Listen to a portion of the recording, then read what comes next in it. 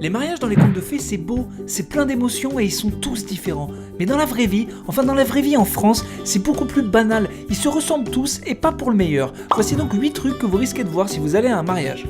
Numéro 1, un tonton bourré, qui comme tout le monde a trouvé la cérémonie un peu longuette, et donc a célébré la sortie de la mairie par un petit verre sous le cagnard, suivi de 1000 autres petits verres sous le cagnard. Et comme tout bon scientifique de la vie, vous connaissez l'équation qui veut que tonton plus rosé plus cagnard égale blague de cul, commentaire déplacé, et bien sûr le spécial coma sur la chaise aux alentours de 18h.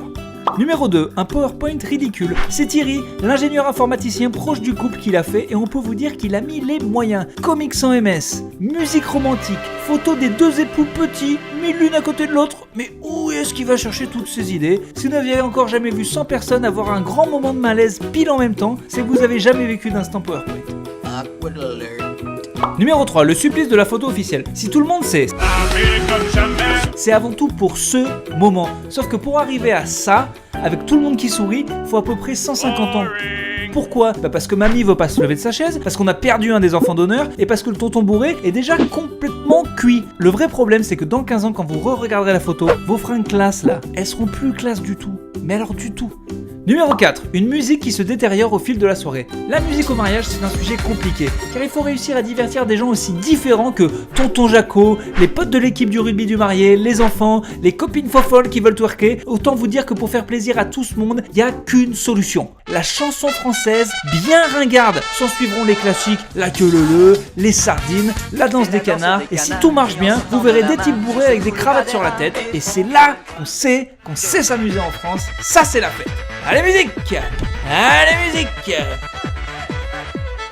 Numéro 5, la tristesse du lancer du bouquet. C'est le moment où les filles tristes qui sont pas encore mariées, sont mariées depuis longtemps mais sont pas heureuses du tout, ou voulaient se taper le marié, vont pouvoir essayer de sauver cette journée en chopant le bouquet. Elles se mettent donc en groupe derrière la mariée en attendant patiemment la jetée du très cher bouquet qui, une fois sur deux, se passe totalement mal. Alors oui, ça fait de très belles photos et une grande gagnante, mais ça fait surtout 7 autres filles complètement désespérées qui chercheront toute la soirée à finir les bouteilles en disant ouais, marié dans l'année, mon cul, marié dans l'année, mon cul.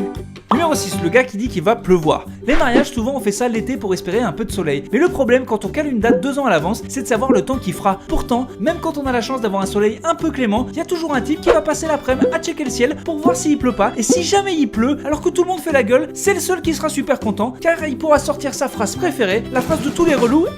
Je l'avais dit ou pas? J'avais dit ou pas qu'il pleuvrait? Eh ben il pleut, eh ben je l'avais dit. Eh ben je l'avais dit ou pas? Je l'avais dit. Numéro 7, des parents qui font un peu la gueule. Parce qu'il faut pas oublier que quand toi tu vois une belle robe, une belle table, une belle pièce montée, eux ne voient que des grands tas de billets, les leurs. Parce que oui, bien souvent, c'est eux qui raquent. Et en plus, vu que souvent il y a 2 couples de parents, ils font tous les deux la gueule parce qu'à cause des compromis de chacun, la cérémonie ne ressemble ni à ce que eux voulaient, ni à ce que eux voulaient. Sans compter que les petits fours sont dégueux.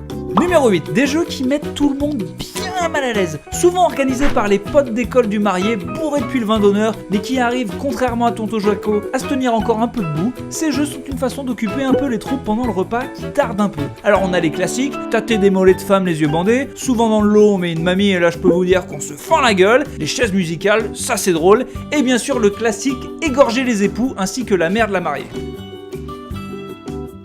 Voilà, si vous vous mariez bientôt, essayez d'éviter tous ces trucs, vos invités vous remercieront. Si vous connaissez des gens qui se marient bientôt, envoyez-leur la vidéo pour éviter ce genre de malaise, merci d'avance. Et si vous êtes seul dans votre vie et que ça va pas fort, eh ben abonnez-vous à la chaîne, on a plein de tops pour vous. On est là, avec vous, on lâchera rien, parce que nous on est comme ça. Oui, on est tout seul, oui notre vie elle est nulle, oui c'est vrai que personne n'a envie de nous parler parce qu'on a un physique désagréable, et ben nous, on est avec vous les mecs.